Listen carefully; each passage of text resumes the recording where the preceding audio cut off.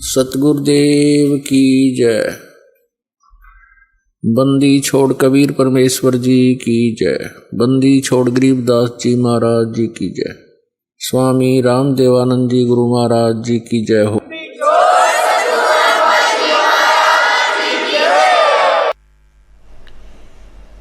और पूर्ण परमात्मा ने आदरणीय गरीबदास साहिब जी की दिव्य दृष्टि दे रखी थी। उनकी दिव्य दृष्टि को ओपन किया हुआ था, ज्ञान योग खोल रखा था।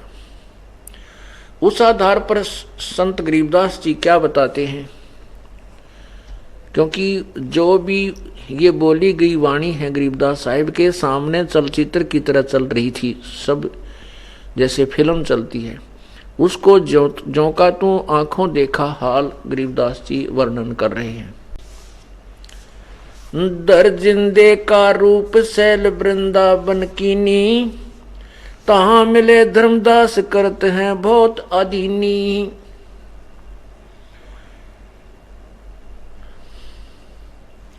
बहुरंगी वरियाम कामनी कामी सोई, दर सतगुरु का रूप धनी उतरे हैं लोई। धर सतगुरु का रूप वो धनी यानी कुल का मालिक कबीर परमेश्वर ही अवतरित हुए थे।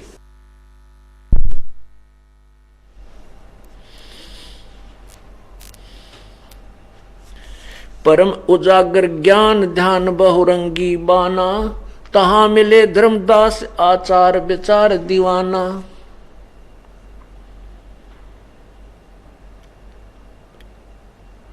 परमात्मा कबीर परमेश्वर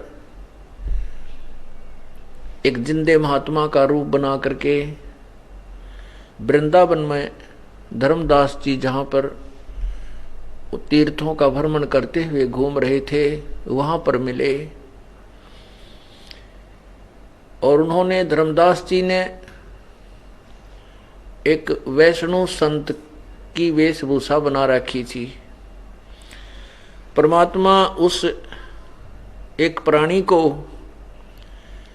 अपनी शरण में लेने के लिए, अपना ज्ञान उसके हृदय में जमाने के लिए स्वयं तो एक दास और भक्त की भूमिका करते हैं, और उस एक छोटे से प्राणी को स्वामी जी कहते हैं। परमात्मा ने धर्मदास जी से कहा, कौन तुम्हारी जात कहां से आए स्वामी, पूछे पुरुष कबीर धनी साहेब निकामी। धर्मदास जी से पूछा परमेश्वर ने, कौन तुम्हारी जात कहां से आए स्वामी, पूछे पुरुष कबीर धनी साहेब निकामी।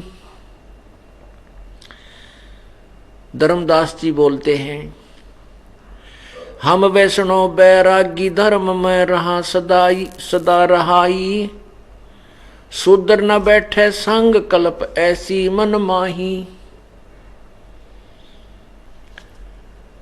धर्मदास जी क्या कहते हैं, हम वैष्णव बैरागी और धर्म में रहा सदाई।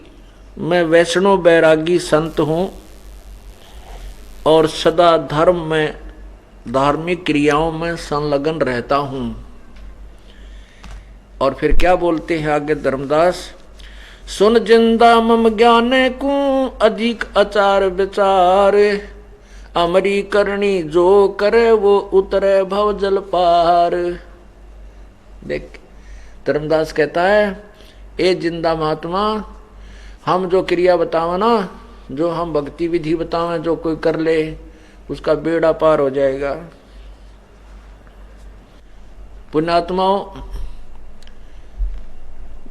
इन श्रद्धालुओं को जिस भी संत ने जो घुट्टी प्यार रखी है उसी को फाइनल मानकर किसी की नहीं सुनते, और उसी आधार से धर्मदास जी अपनी क्रियाओं को अति उत्तम मानकर और क्या कह रहा है, सुन जिंदा मम ज्ञान को अधिक आचार विचार, अमरी करनी जो करे वो उतरे भव जल पार। परमात्मा कहने लगे, बोले धनी कबीर सुनो वैष्णो बैरागी, कौन तुम्हारा नाम गाम कहिए बड़भागी। कौन कौम कुल जात कहाँ को गमन किया है, कौन तुम्हारी रैस किन्हें तुम नाम दिया है। कौन तुम्हारा ज्ञान ध्यान सुमरण है भाई, और कौन पुरुष की सेव कहाँ समाधि लाई। को गुफा को आसन को गुफा के भर मत रहो सदाई, सालग सेवन कीन बहुत अति भार उठाई। जोड़ी झंडा दीप धूप अधिक अचारी, बोले धनी कबीर भेद कहियो ब्रह्मचारी।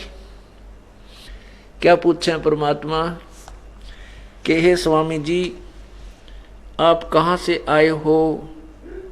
हे वैष्णो बैरागी, हे साधु, तुम्हारा क्या नाम है, कौन सा तुम्हारा गांव है, और कहाँ को तेरा प्रस्थान है, और कौन तुम्हारा गुरु है, किसने तुम्हें नाम दिया है,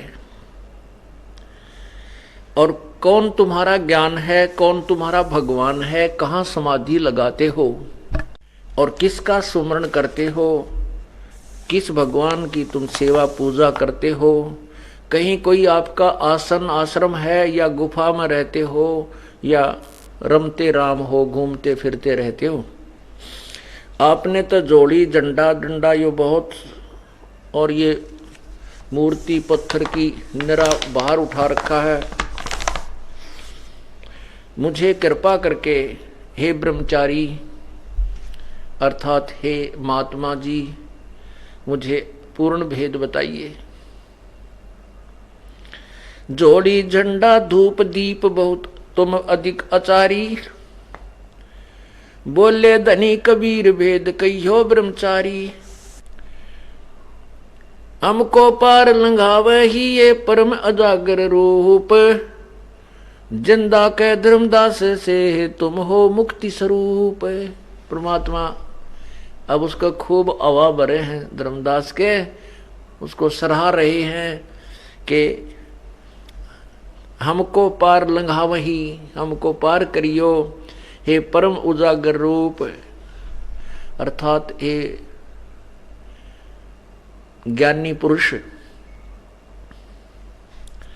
तुम तो पूर्ण रूप से मुक्ति का मार्ग जानने वाले लगते हो, इसलिए मुझे भी मार्ग बताइए। अब धर्मदास बोलता है, वैश्य कुली कुल जात सुदर की न बात सुनी जय, बांधोगढ़ है नाम बांधोगढ़ है गाम नाम धर्मदास कही जय, वैसे कुली कुल जात सुदर की न बात सुनी जय। धर्मदास जी कहने लगे, बांधोगढ़ है गाम नाम धर्मदास कही जय, वैसे कुली कुल जात सुदर नहीं बात सुनी जय। सुदर की नहीं बात सुनी जय। मैं जो है बांधोगढ़ का रहने वाला हूँ, बांधोगढ़ मेरा गांव है, और धर्मदास मेरा नाम है। वैश्य कुल अर्थात वैश्य वर्ण में मेरा जन्म है, और हम शूद्र छोटी जाति वाले से बात नहीं करते होते।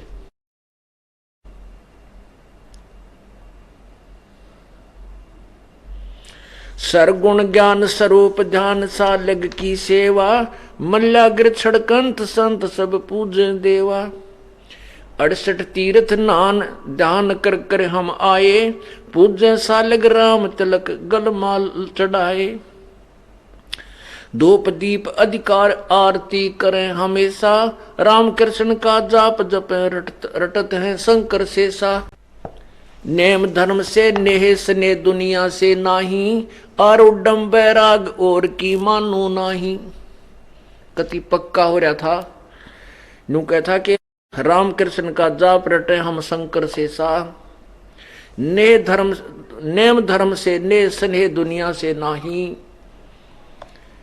और मैंने जो ज्ञान प्राप्त करके जो वैराग धारण किया है ये मेरा आरूढ़ है, मैं इसके पर पूर्ण रूप से दृढ़ हूं, और की मैं मानू को ना। सुन जिंदे मम धर्म को विष्णु रूप हमार। 68 तीर्थ हम किए चिन्हा सिरजनहार। न्यू 68 तीर्थ कर लिया और मैंने तो भगवान पा लिया।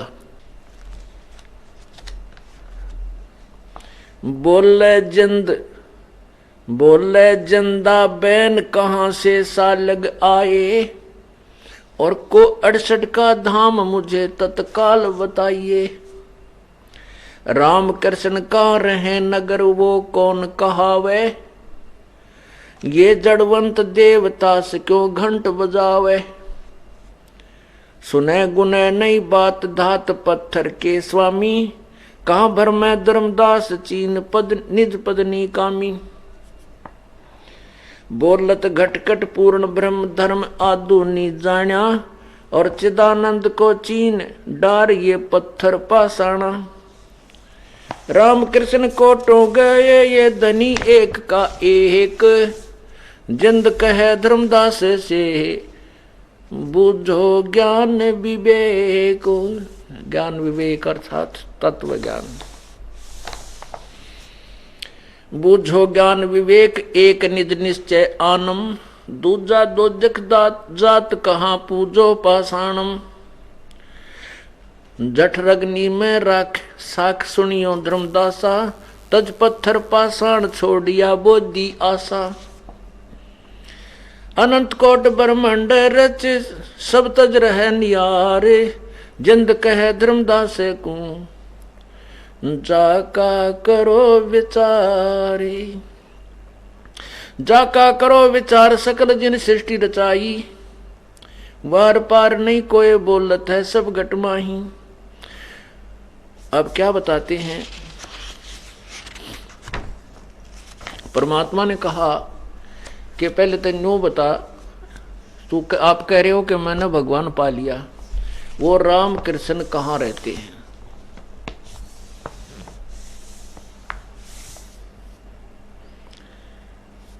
वो कहेगा कि वो स्वर्ग में रहते हैं, तो परमात्मा ने उसने कहा कि वो स्वर्ग में रहते हैं। परमात्मा ने कहा कि गीता जी अध्याय नंबर 8 के मंत्र 16 में लिखा है कि ब्रह्मलोक पर्यंत ये सभी लोक नाशवान हैं, पुनर्वर्ती में है, वहां गए हुए भी प्राणी जन्म मृत्यु को आते हैं। और महाप्रलय जब होती है, ना ब्रह्मा रहेगा, ना विष्णु रहेगा, ना शिव रहेगा। परमात्मा ने बताया कि 7 जैसे ब्रह्मा जी की आयु है 1000 चतुर्युग का दिन, 1000 चतुर्युग की रात्रि, 30 दिन रात का महीना, 12 महीने का वर्ष और 100 वर्ष की आयु। ब्रह्मा जी 50 वर्ष के हो चुके हैं, 51वां वर्ष चल रहा है, ब्रह्मा जी की मृत्यु होगी। 7 ब्रह्मा की मृत्यु के उपरांत एक विष्णु की मृत्यु होगी, और 7 विष्णु की मृत्यु के उपरांत एक शंकर की मृत्यु होगी।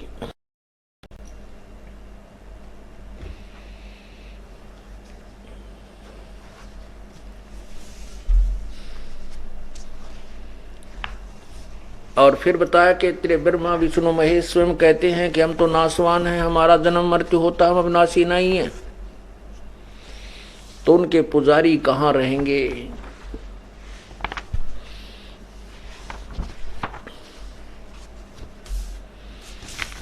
एक झलक दिखाते हैं श्रीमद् देवी भागवत, बाकी बाद में आपको पूर्ण समझाएंगे। ये देखिएगा श्रीमद् देवी भागवत, गीता प्रेस गोरखपुर से प्रकाशित। अनुवाद करता है, इसके संपादक हैं हनुमान प्रसाद पोदार चिमनलाल गोस्वामी। ये है 3रा स्कंद और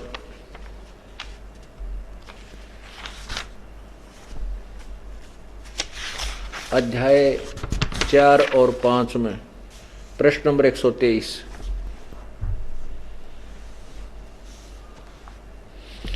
इसमें विष्णु जी स्वयं कह रहे हैं और शंकर जी भी बोल रहे हैं साथ में। विष्णु भगवान कह रहे हैं तुम शुद्ध स्वरूपा हो, यह संसार तुम ही से उद्भासित हो रहा है। मैं ब्रह्मा और शंकर हम सभी तुम्हारी कृपा से विद्यमान हैं। हमारा आविर्भाव और तिरोभाव, आविर्भाव माने जन्म, तिरोभाव माने मृत्यु हुआ करता है। केवल तुम ही नित्य हो यानी अविनाशी हो, जगत जननी हो, प्रकृति और सनातनी देवी हो। शंकर भगवान बोले देवी यदि महाभाग विष्णु तुम ही से प्रकट हुए हैं तो उनके बाद उत्पन्न होने वाले ब्रह्मा भी तुम्हारे ही बालक हुए। फिर मैं तमोगुणी लीला करने वाला शंकर क्या तुम्हारी संतान नहीं हुआ? अर्थात मुझे भी उत्पन्न करने वाले तुम ही हो, वाली तुम ही हो। फिर नीचे बताया है इसी में 123 पृष्ठ पर ही, ये नीचे देखिएगा, तीनों गुण भी यही बताए हैं। इस संसार की सृष्टि, स्थिति और संहार में तुम्हारे गुण सदा समृद्ध हैं। उन्हीं तीनों गुणों से उत्पन्न हम ब्रह्मा, विष्णु और शंकर नियमानुसार कार्य में तत्पर रहते हैं।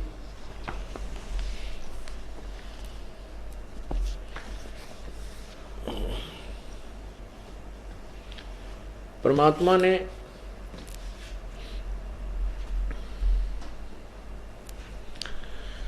धर्मदास जी से बताया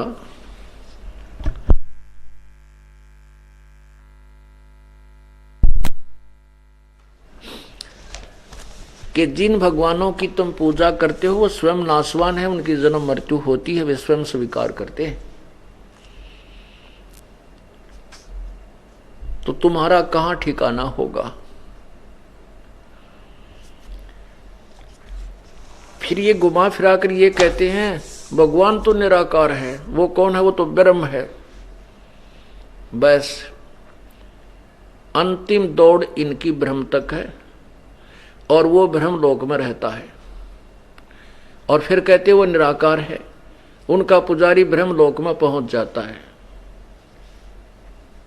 ये देखिए पवित्र गीता जी, श्री मद् भगवत गीता, इसके अध्याय नंबर 8 और श्लोक या मंत्र कहो 16 में।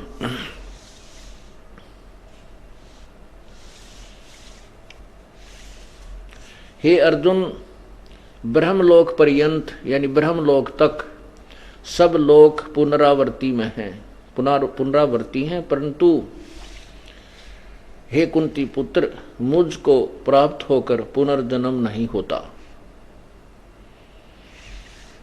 अब वैसे तो इसका अर्थ और होता है, लेकिन अनुवादकर्ताओं ने जो किया है हम इस पर अभी समय वेस्ट नहीं करेंगे, वो तो समय आने पर समझाएंगे।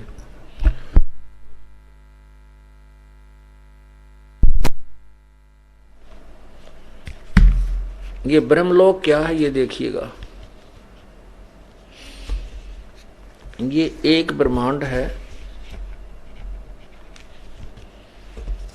ये एक ब्रह्मांड है, ये एक ब्रह्मांड है, एक ब्रह्मांड का लघु चित्र, ये एक ब्रह्मांड है।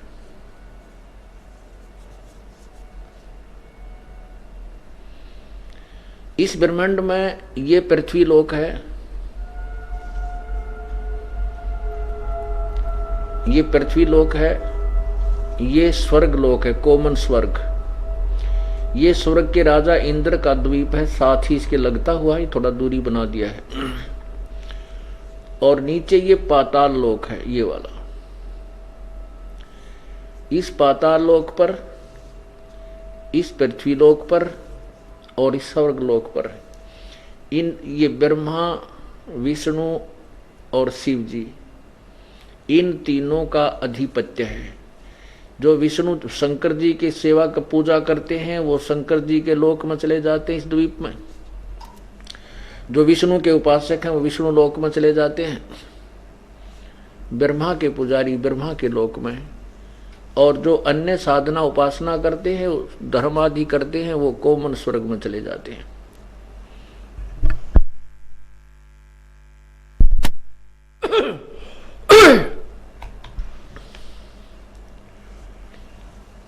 और अब ये है ब्रह्मलोक, ये सारा ब्रह्मलोक है। ये वाला, ये इतना हिस्सा जो है ये ब्रह्मलोक है। ये ब्रह्मलोक एक ब्रह्मांड के बहुत ज्यादा अत्यधिक हिस्से में है, बहुत विस्तृत है। तो अब ये कहते हैं ये अंतिम, यहां ये ब्रह्मलोक है। ये ब्रह्मा विष्णु के लोक तो बहुत बार नष्ट हो जाते हैं, पृथ्वी लोक भी और ये स्वर्ग आदि तो, लेकिन ये ब्रह्मलोक इनसे ज्यादा स्थायी है। अब गीता जी में लिखा है कि ये ब्रह्मलोक पर्यंत ये सारे ही, यहां भी ये भी नाशवान है, यहां गए वैसे भी साधक भी पुनर्वर्ती अर्थात पुनर्जन्म होता रहता है, जन्म मृत्यु होती है।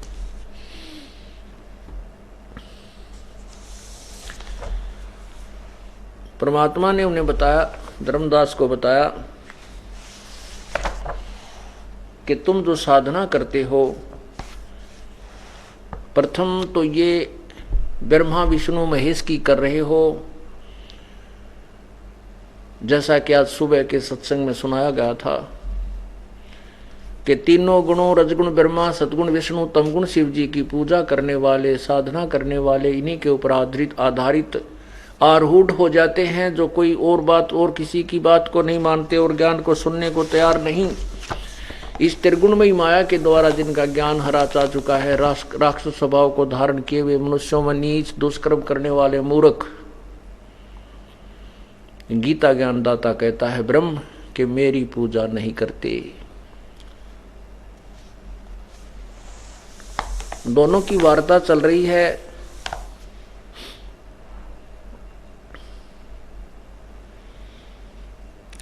परमात्मा कह रहे हैं कि बोले जिंदा बैन सुनो, कहां से सालिग आए और को 68 का धाम मुझे तत्काल बताइए। राम कृष्ण कहाँ रहे, नगर वो कौन कहावे, ये जड़वंत देश देव ताश क्यों घंट बजावे। अब धर्मदास जी ने जो भगवान विष्णु की मूर्ति पूजा जब की, छोटी छोटी घंटियां ले रखी, उन बजा उसके सामने श्री विष्णु स्तोत्र करते समय कहते इन पत्थर के देवता आगे क्यों घंटी बजाओ, ये ना सुने, इनका कान ना आंख ना है, और क्यों मूर्ख बन रहा है तू। राम कृष्ण कहाँ रहे, नगर वो कौन कहावे, ये जड़वंत देव ताश क्यों घंट बजावे। सुने गुने नहीं बात धात पत्थर के स्वामी, कहाँ भर में धर्मदास निज चिन्हो निज पदनी कामी। कि ये पत्थर के देवता, इनका आगे क्यों घंटी बजाता है, ये धातु या पत्थर के बने हुए ये तेरे स्वामी तेरे भगवान ये नहीं सुनते कुछ भी, और कहाँ भ्रम रहा है धर्मदास। उस परम पिता उस यथार्थ मार्ग को सुन। राम कृष्ण कोटो गए ये धनी एक का एक, जिंद कहे धर्मदास से बुझो ज्ञान विवेक। मुझसे तत्व ज्ञान सुन। ये रामकृष्ण तो करोड़ों मर लिए, वो पूर्ण परमात्मा यानी अपना ही डबल रोल करते हुए प्रभु कह रहे हैं वो एक का एक, वो ज्यों का त्यों है।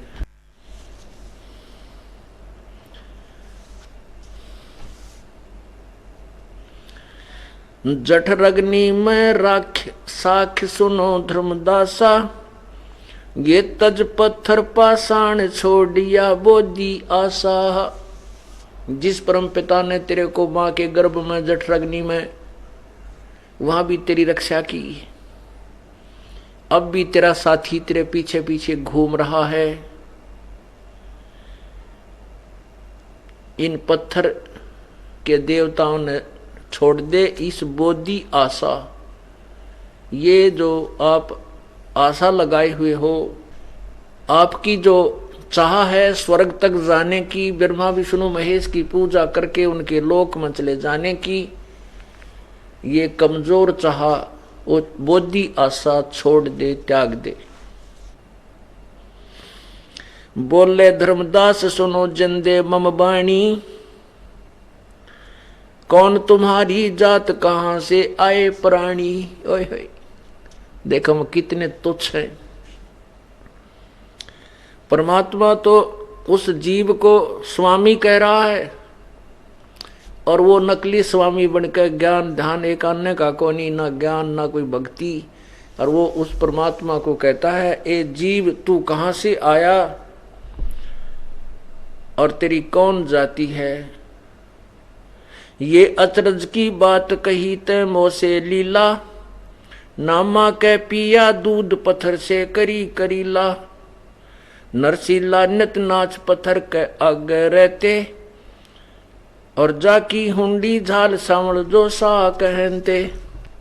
पत्थर से रह दास दूध जिन बेग पिलाया, सुन जिंदे जगदीश कहाँ तुम ज्ञान सुनाया। परमेश्वर परवान पत्थर ना कहिए जिंदा, नामा की छान छिवाई दई देखो सरसंदा। सिरगुण सेवा सारे है निर्गुण से नहीं ने, सुन जिंदा जगदीश से तू हमको हमने शिक्षा क्या दे। अब क्या गुट्टी प्यार रखी थी धर्मदास जी को उस रूपदास अज्ञानी ने। उसने ये कहानी सुना रखी थी कि नामदेव जी महाराष्ट्र के अंदर बड़े अच्छे संत हुए हैं। नामदेव जी के पिता और माता विठल भगवान के पुजारी थे और विठल भगवान को विष्णु का अवतार मानते हैं।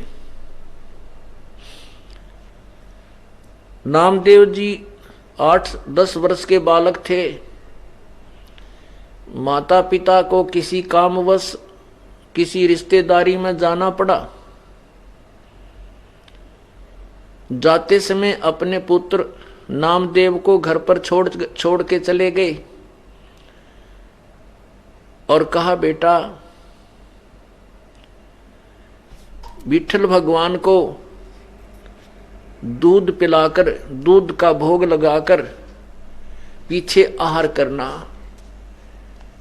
नामदेव जी ने कहा ठीक है माता पिताजी आप जाइए और मैं आपके बाद में पूरी पूजा करूंगा, पूरी सेवा करूंगा। जाते समय भी 2-3 बार कहा कहीं बच्चा भूल ना जावे, ठाकुर जी को भोग ना लगे।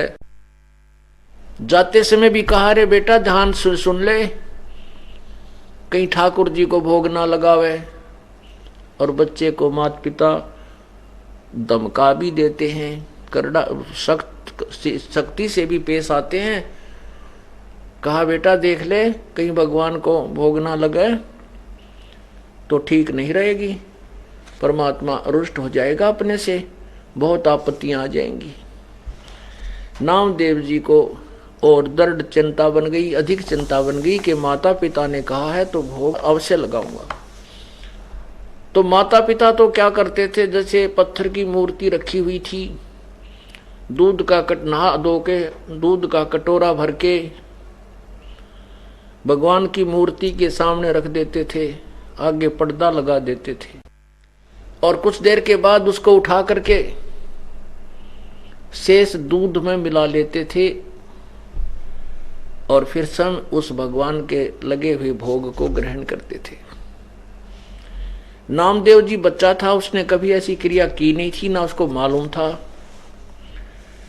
नामदेव जी ने को पता ये सुना, माता पिता से पता लगा, उन्होंने आदेश दिया कि भगवान को भोग लगाना है, दूध पिला के पीछे तूने भोजन खाना है।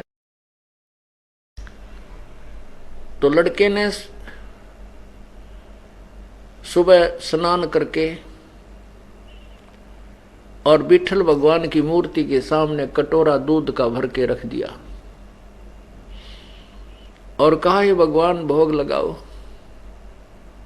ये भगवान दूध पीवो। अब वो पत्थर कहाँ दूध पीवा था। अब बच्चे ने सोची, कोई माता पिता गुस्से होंगे और भगवान दूध पी नहीं रहा। हे परमात्मा, मैं बालक हूँ, आपका बच्चा हूँ, मुझे पूरी क्रिया का पता नहीं, आप कैसे दूध पीते हो, मेरे माता पिता मुझसे नाराज होंगे। हे भगवान, मुझ बालक से कोई गलती हो गई हो तो माफ करो प्रभु, आप दूध पान करो। अब वो दूध नहीं पिया, बच्चे ने भी आहार नहीं किया। नेक्स्ट डे सुबेरे फिर नहाया धोया, स्वच्छ कपड़े पहने धो के, फिर दूध का कटोरा भर कर रख दिया ताजा, नहीं दूध पिया। बच्चे ने भी आहार नहीं किया। बालक था, एक दिन की भूख में निढाल हो गया, दूसरे दिन की भूख में और ज्यादा ही उसकी हालत कमजोर हो गई।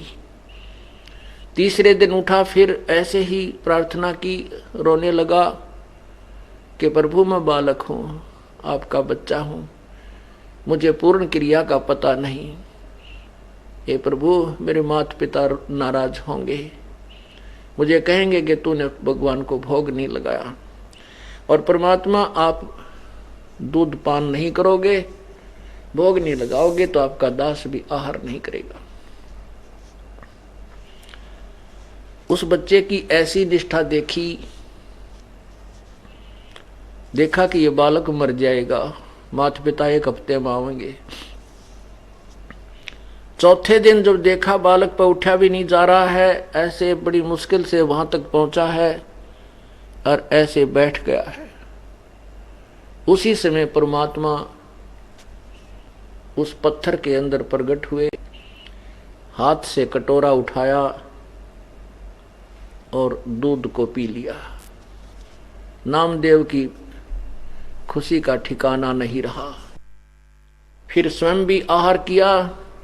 नेक्स्ट डे, अगले दिन फिर दूध रख दिया। भगवान ने फिर इसी प्रकार प्रकट होकर के दूध पिया। जब माता पिता वापस आए, उनको चिंता थी कहीं बालक भूल ना गया हो, और कहा, बेटा क्या तुमने ठाकुर को भोग लगाया कि नहीं। तब नामदेव कहने लगा, माता पिता, मैं बालक था, मुझे पूरी क्रिया का पता नहीं था। परमात्मा ने 3 दिन तक दूध नहीं पिया, चौथे दिन दूध पिया, और मैंने भी आहार नहीं किया। मैं भी मरने को हो गया था, मेरे भी श्वास प्राण निकलने वाले थे। तो मैंने अर्ज की, प्रभु मैं बालक हूं, मुझे ज्ञान नहीं। तो भगवान ने दूध पी लिया। अब वो माता पिता उस बालक के मुंह की तरफ देख रहे हैं, ये क्या कह रहा है। माता पिता को ऐसा लगा कि ये झूठ बोला है, और इसने ना दूध पिया, यू खेलता रहा कि बालकों में, और इसने सारा काम बिगाड़ दिया। तो कहने लगे, बेटा सच बता दे, तेने भोग लगाया कि नहीं। एक माता पिता, सही कह रहा हूं, 3 दिन तो भगवान ने बिल्कुल भोग नहीं लगाया, और मेरे से कोई गलती बन गई होगी, मैं बालक था ना। चौथे दिन भगवान ने फिर दूध पिया, हाथ में कटोरा उठा के। तो वो कहने लगे, ये झूठ बोल रहा है, बालक सा इसने कुछ नहीं पिया, क्योंकि भगवान दूध पीते को ना। कहने लगे, अब हमारे सामने पिला के देखा, नहीं तेरे डंडे मारेंगे। अब उन्हें सोची, भाई अब पटूंगा।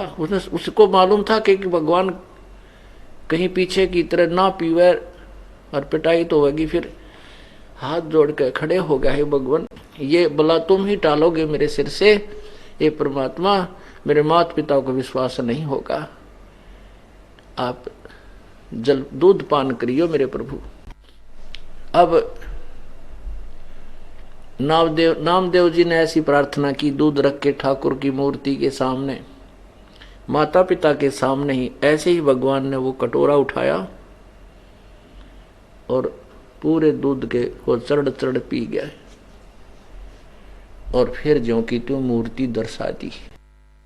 अब नामदेव के माता पिता फूले नहीं समाए, गली गली में जाकर कह रहे हमारे बेटे के हाथ से भगवान ने दूध पी लिया, हमारे बेटे नामदेव ने भगवान को दूध पिला दिया, विट्ठल भगवान को। अब गांव के लोग कहने लगे ये झूठ बोलता है, ये अपने बच्चे की सूखी महिमा करता फिरता है, इसको दंड दो। पंचायत कर ली, चौपाड़ में नामदेव का माता पिता बुला लिए, नामदेव बुला लिया, भगवान विट्ठल की मूर्ति रख दी और दूध ला के रख दिया।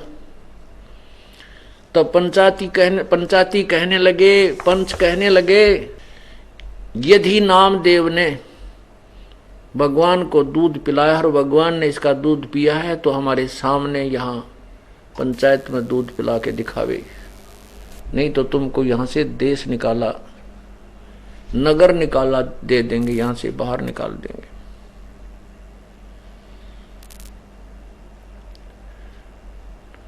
नामदेव जी ने फिर प्रार्थना की। उसी प्रकार सभी पंचायत के सामने, पूरी नगरी के सामने उस पत्थर से प्रकट हुए प्रभु और दूध पी लिया।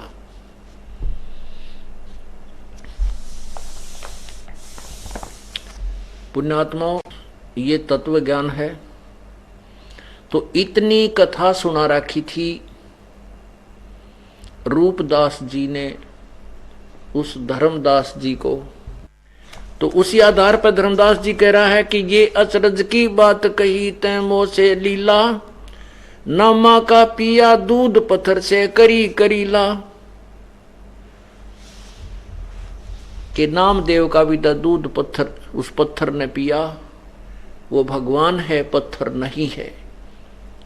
तो इसको सुलझाना है, इस तत्व ज्ञान को, तत्व ज्ञान से की दृष्टिकोण से इसको देखना है और इसका निष्कर्ष निकालते हैं। एक जगह प्रकरण आता है कि एक पाली था, पाली गवाला होता है,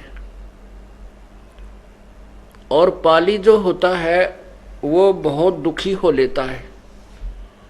कोई गाय इधर भाग रही है, कोई गाय इधर भाग रही है, तो कोई खेती वाला किसान उसकी पिटाई कर रहा है, तो हमारी खेती चरा दी। तो वो बहुत दुखी रहता था। उसने एक दिन सत्संग सुन लिया, एक पंडित जी, एक गुरुजी सत्संग कर रहा था, विचार कर रहा था कि भगवान ऐसे सुख देता है, भगवान चीर बढ़ा देता है, भगवान ऐसा कर देता है, भगवान सब सुख दे देता है, सर्व सुखदाई है। तो पाली ने, ग्वाले ने सोचा कि पंडित जी पर एक भगवान ले लूं और वो मेरा साथी हो जाएगा, मैं विश्राम करूंगा और भगवान फिर सारी गऊओं को घेरा करेगा और गौ चराया करेगा। अब सभी उस मंदिर से सत्संग सुनकर चले गए, पर वो पाली बैठा रहा। उस ग्वाले ने कहा, हे गुरुदेव, मुझे भगवान दे दे, हे गुरुदेव मुझे भगवान दे दे, मैं बहुत दुखी हूँ, मेरी बहुत पिटाई होती है, मेरी भैंसें गायें इधर उधर किसी के खेतों में चली जाती हैं, मैं तंग हो लेता हूँ, मुझे भगवान दे दे। आप कह रहे थे ना भगवान सारे सुख देता है।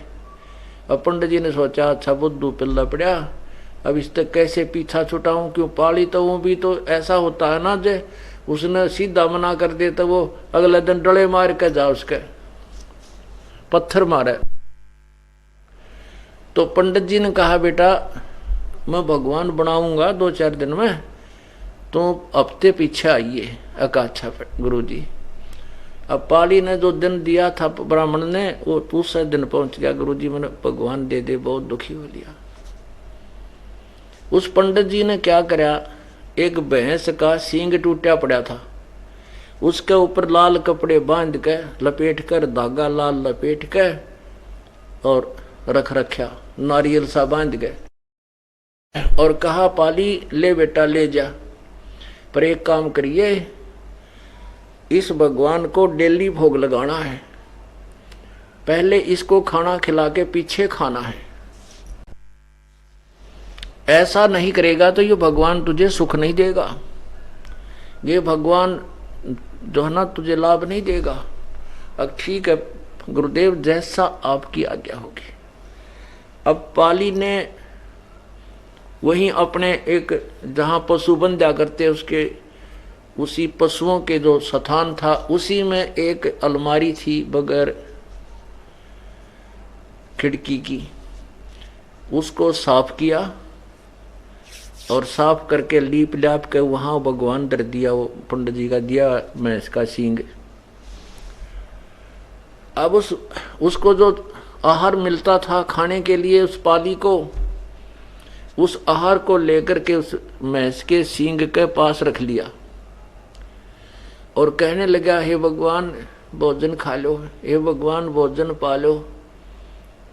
ये वो भगवान की था तो मूर्ख बना रखा था, उसको नहीं खाया, दूध रोटी नहीं खाई, वो आहार नहीं किया। तो उस बालक ने भी पाली ने भी नहीं किया। सोचा भाई मेरे से कोई त्रुटि होगी। अगले दिन फिर नहा धो कर नेक्स्ट डे फिर रख दिया। वो उस दिन भी ना खाया, ना सुबह ना शाम, तो उस पाली ने भी नहीं खाया। ऐसे ही चौथे दिन जब पाली कति निढाल हो गया कि आज भगवान आप नहीं खाओगे तो ये दास भी नहीं खाएगा, बेशक मौत हो जा। आप मेरे साथ नहीं होगे तो मेरे को तो सारी उम्र का दुख होगा। ये भैंसे चरानी गाय चरानी ये सूत में आती नहीं, मेरा साथ मौत हो जाए वो बढ़िया। अब पूर्ण परमात्मा है हमारे साथी पुण्यात्मा, ये है वो तत्व ज्ञान जो अब आपके हृदय में उतर जाएगा। मैं रोवत हूँ सृष्टि को, ये सृष्टि रोवे मोहे, गरीबदास इस वियोग को समझ न सकता कोई।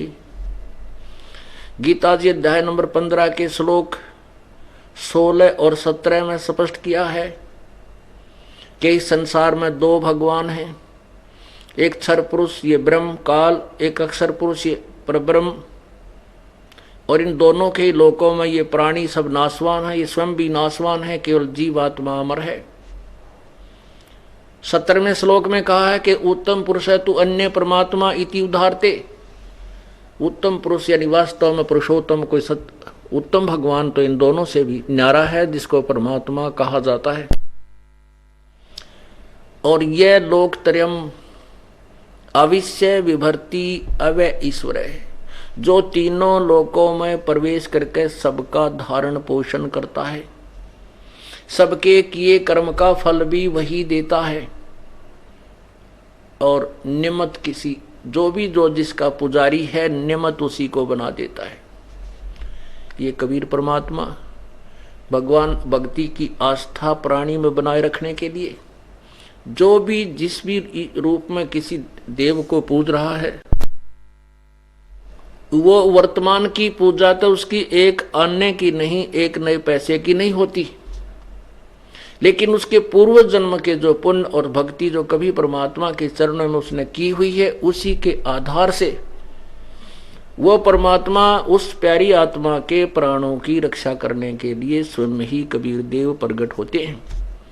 और वो जिसकी पूजा कर रहा है वो सोचता है कि मेरी मदद आज मेरे इसी भगवान ने की है, लेकिन ऐसा नहीं है।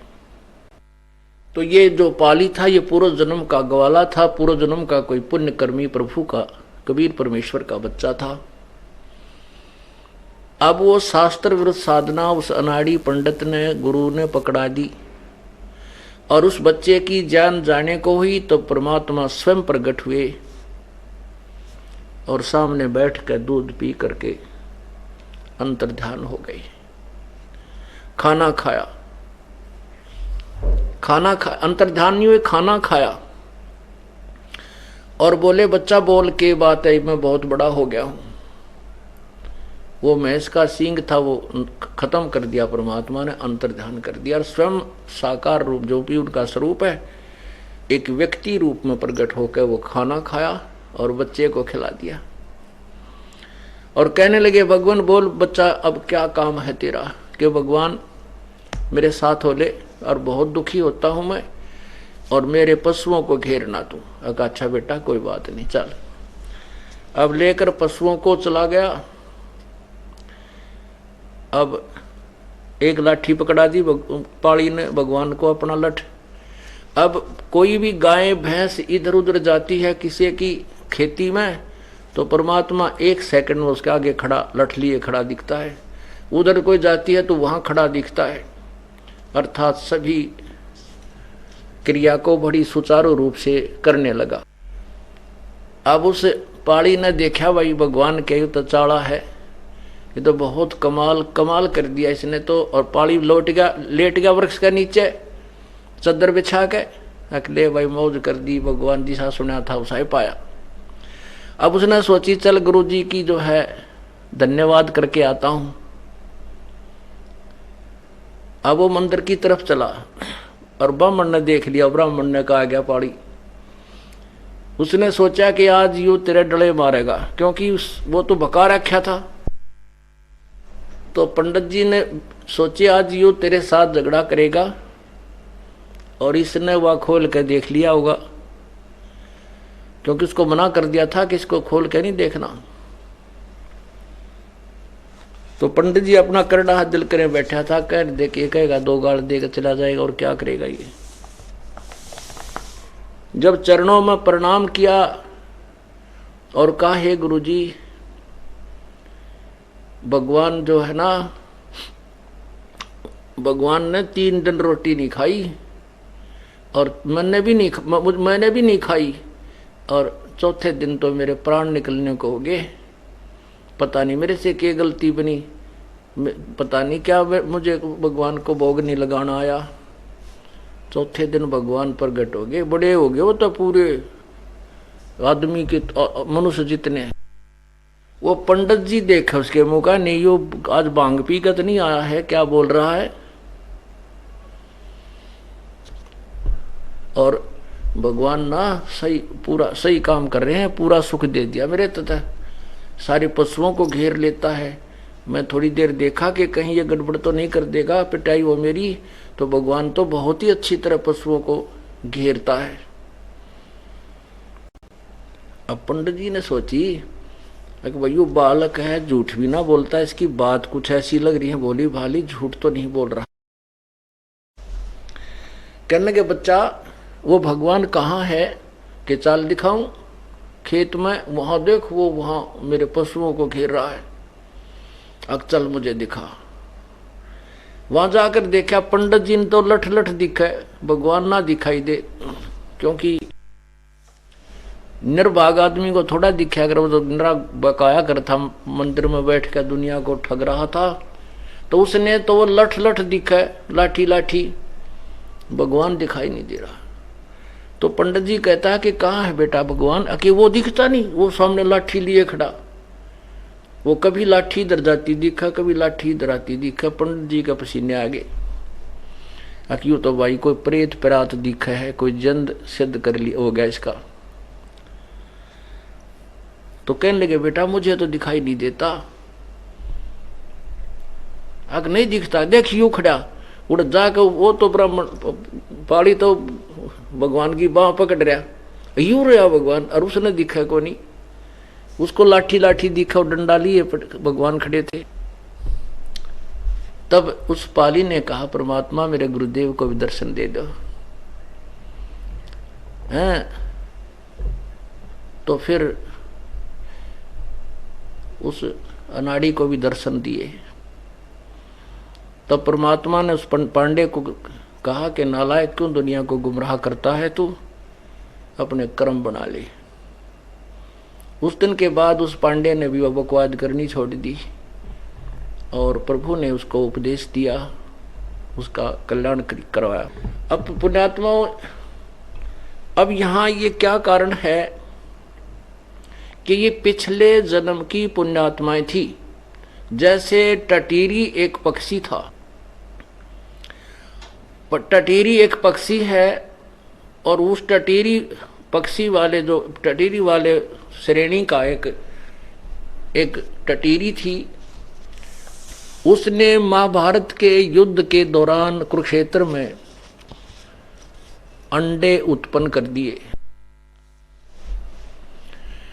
अंडे पैदा कर दिए। उधर से दोनों तरफ से सेनाएं इकट्ठी होगी और युद्ध का बिगुल बज गया।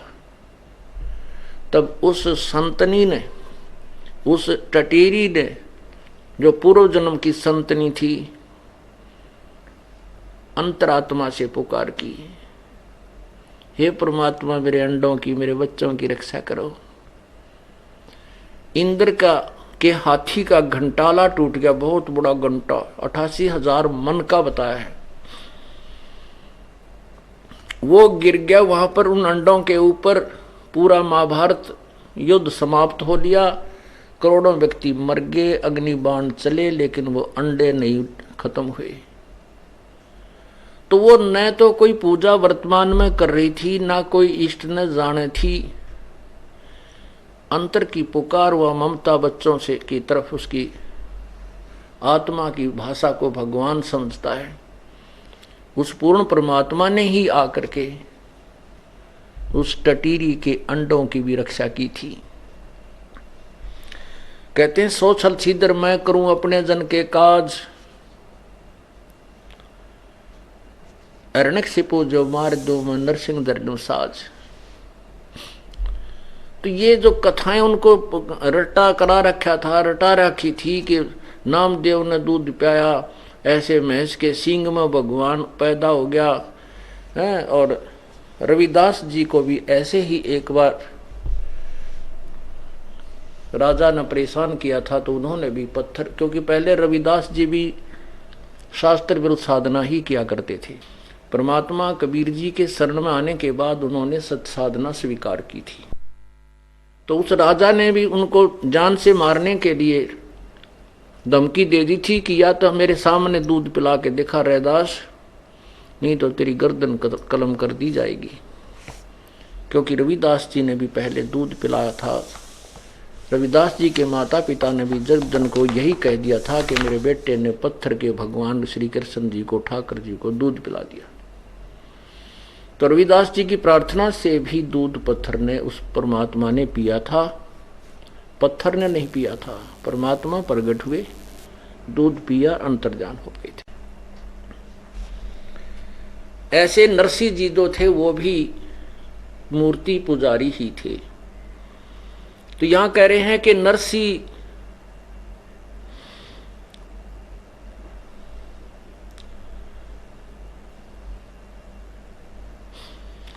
नरसिला नितनाच पत्थर के आगे रहते, और जाकी हुंडी झाल झाली सांवल जो सा कहते।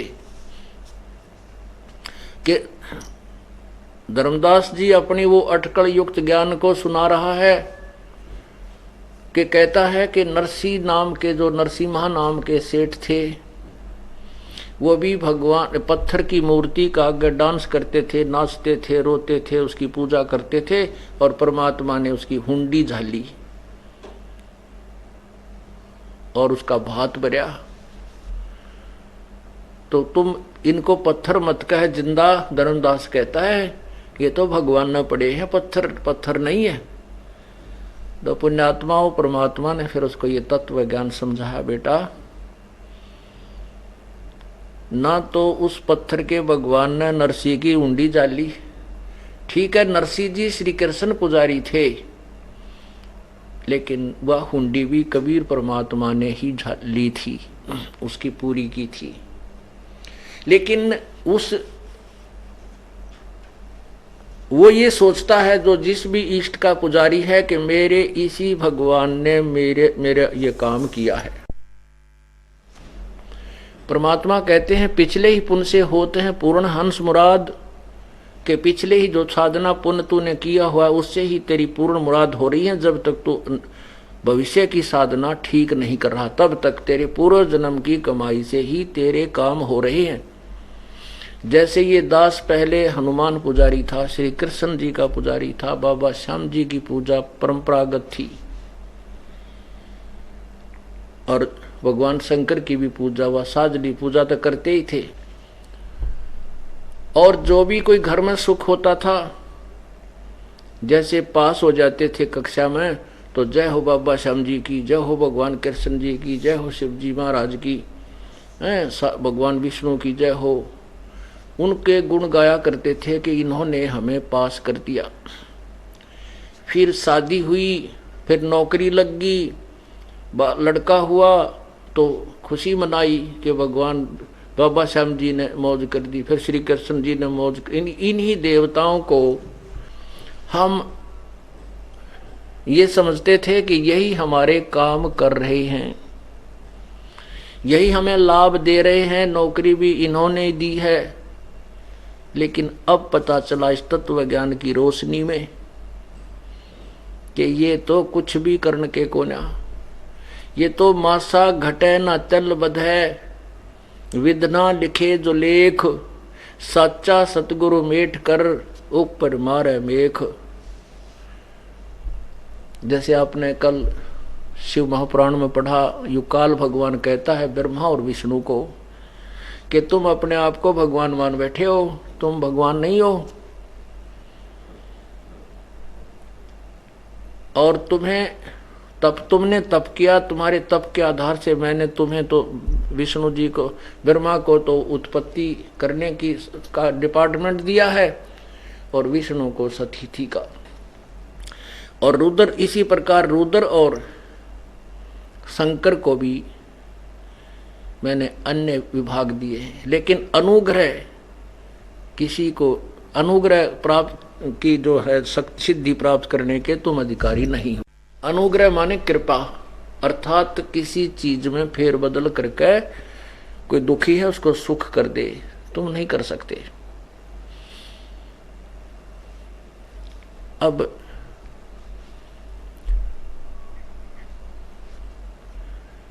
वो परमात्मा, आप विचार कीजिए, ये काल उन पुण्यात्माओं का दुरुपयोग करता है जो कभी परमेश्वर के चरणों में रहे हैं, और वो उस समय सत भक्ति करते थे और किसी कारण से परमात्मा से दूर चले गए, पार नहीं हो पाए।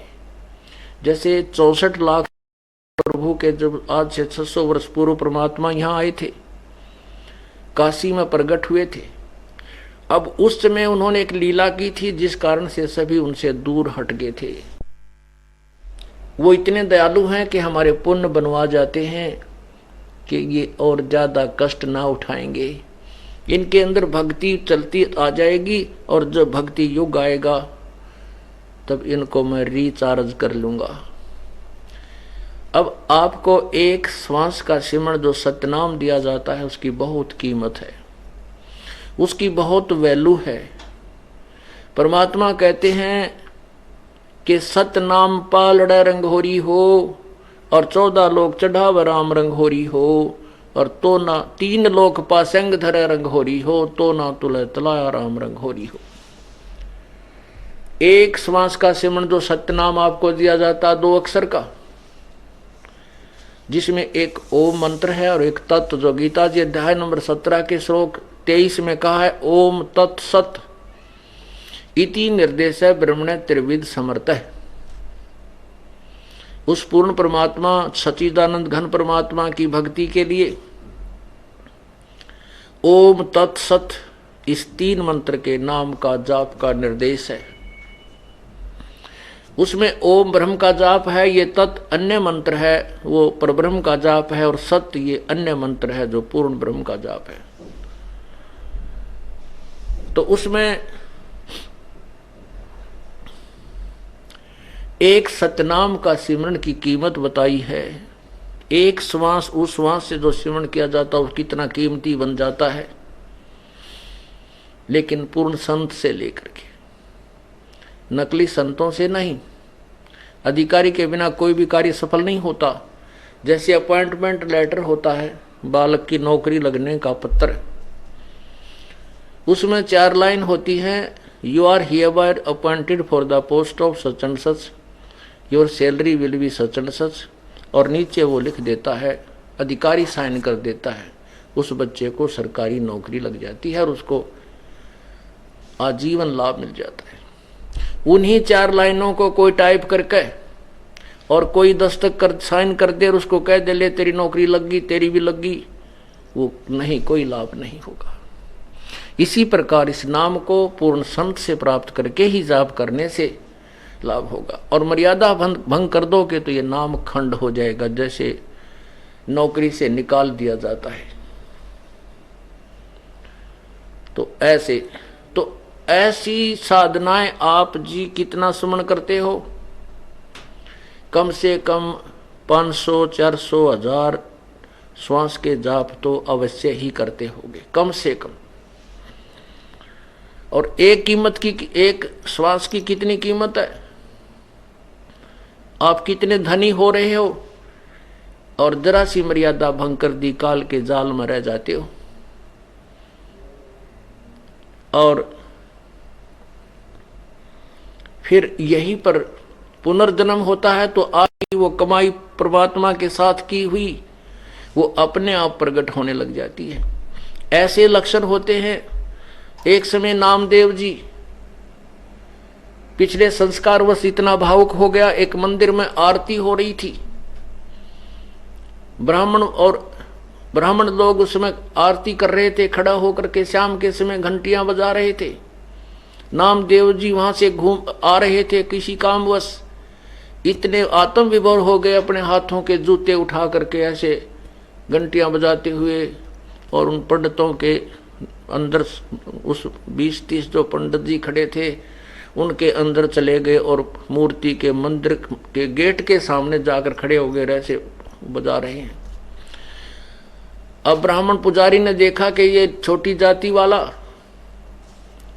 क्योंकि पहले छुआछूत चरम सीमा पर थी, और कैसे आ गया हम ब्राह्मणों के बीच में मंदिर ठाकुर भगवान के दरबार में, और हाथ में जूते लिए हुए। उसकी बाजू पकड़ के पुजारी ने घसीट के मंदिर के पीछे पटक दिया, और वो पड़े पड़े भी ऐसे कर रहा है। परमात्मा ने क्या किया कि मंदिर का मुंह उस भगत की तरफ कर दिया, नामदेव की तरफ, और पंडित जी पिछली तरफ घंटी पीट रहे हैं।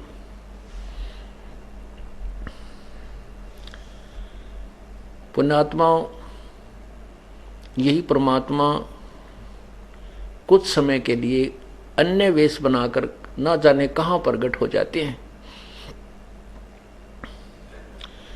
आपने देखा होगा कि यहां एक संत रहते थे, लेकिन उनका ये नहीं मालूम, उन्हें कभी नहीं बताया वो कौन है, कहां से आए थे, कहां के रहने वाले थे। और संत से पहले लोग डरते बहुत थे, उसको ज्यादा छानबीन भी नहीं करते थे। ऐसे वो परमात्मा वहां प्रकट हुए, कबीर परमात्मा एक संत की वेशभूषा बना करके वहां रहने लगे। एक रंका और बंका नाम के पति पत्नी और साथ में उनकी एक पुत्री, वो तीनों परमात्मा के शिष्य हुए। परमात्मा ने उनका अंधेरा हटाया, तत्व ज्ञान समझाया, सतभक्ति पर लगाया। नामदेव जी ने भी उन्हीं का उपदेश लिया। परमात्मा ने उनकी सारी कहानी सुनाई कि बेटा ये तेरे पूर्व जन्म के संस्कार हैं, जिनसे तुम्हें भगवान छोटी मोटी सिद्धियां से चमत्कार हो रहे हैं। ये पूर्व जन्म की बैटरी चार्ज है, भविष्य की साधना तेरी ठीक नहीं है। तो शाम के समय अब गुरु भाई के घर पे गुरु बहन भाई चले ही जाते हैं। नामदेव जी अगले दिन सुबह सुबह उन रंका बंका के घर पे पहुंच गया। रंका बंका तो था नहीं, वो अपनी लकड़ी तोड़ने जंगल में गए हुए थे। उनकी बेटी थी और वो कोई औषधि पूछ करके किसी वैद्य से और पट्टी तैयार कर रही थी। नामदेव ने पूछा, बहन ये पट्टी किसके लिए, क्या कुछ हो गया, क्या माता जी को कुछ हो गया, पिताजी को हो गया? कहने लगी, नहीं रे भाई, गुरुदेव के हाथों का चोट लागी। और नामदेव तू बाज आ जा, भगवान को घना दुखी मत करा करे। वो सहम गया, भी क्या बात है, ये बेटी बहन क्यों कह रही है ऐसा, कि तू भगवान ने घना मत सताया करे, तेरे के सिर में दर्द था, वहां पहुंच गया उन पंडितों के बीच में है। कल तू जब पंडितों के वहां गया उन मंदिर के वहां घुस गया, उन्हें तुझे ठाकर पीछे पटक दिया। उस समय हम भगवान के पास बैठे थे, गुरु जी के पास, और वो एकदम अंतर ध्यान हुए, थोड़ी देर में आए तो उनके हाथों में चोट लगी हुई थी। हमने पूछा भगवान क्या हो गया? तो उन्होंने कहा बेटी, नामदेव मेरे भक्त को कि वहां बेइज्जती हुई थी और उस मंदिर को फेर के आया हूं, घुमा के आया हूं। कि तो लीला करनी थी दाता ने, उनने क्या जरूरत थी वहां जाने की। और भाई तू मानता नहीं कति भी है, भगवान को ज्यादा तंग मत कराया कर। तू जो भक्ति बताई है ऐसे कर, अपनी साधना वो करते रहेंगे जो करे, तू वहां क्यों गया? उसको बड़ा चिंता हुई, एकदम पानी पानी हो गए नामदेव जी। और जाकर देखा सचमुच उस संत के हाथों को चोट लगी हुई थी, छिले हुए थे, पट्टी बंधी हुई थी। वह लड़की गई, वो पट्टी खोली, दूसरी पट्टी बांधी। तब पुण्यात्माओं, परमात्मा, अब हमने ज्ञान नहीं था, तत्व ज्ञान नहीं था, हम केवल कथाएं ज्यों की त्यों सुनकर वहीं छोड़ दिया करते थे, उसका सार नहीं निकल पाता था क्योंकि तत्व ज्ञान नहीं था। तो ऐसे नामदेव जी को परमात्मा ने ये फिर सतनाम दिया, लेकिन आगे देने का अधिकार नहीं किया था। परमात्मा कहते नामा छिपा ओम तारी, पीछे सोम भेद बचाए बिचारी, सार शब्द पाया जब लोई, आवागमन बहुर ना होई। नामदेव जी ने पहले गुरु भी बना रखा था, कोई संत उसे उपदेश भी ले रखा था, ओम नाम का जाप करता था। वो सोचता था कि तो तेरे इस ओम नाम के जाप से सब कुछ हो रहा है। परमात्मा ने पीछे फिर उसको वास्तविक ज्ञान दिया। नामा छिपा ओम तारी, नामदेव जी छिपा जाति के अंदर थे। ओम नाम की लो ला रखी थी, तारी माने लो। और पीछे जब सतगुरु मिले तो तत्व तब सोहम भेद विचारी, और फिर परमात्मा ने उनको सार शब्द दिया, तब उनका मोक्ष हुआ नामदेव जी का। नामा छिपा ओम तारी, पीछे सोहम भेद विचारी, सार शब्द पाया जद लोई, आवागमन बहुर ना होई।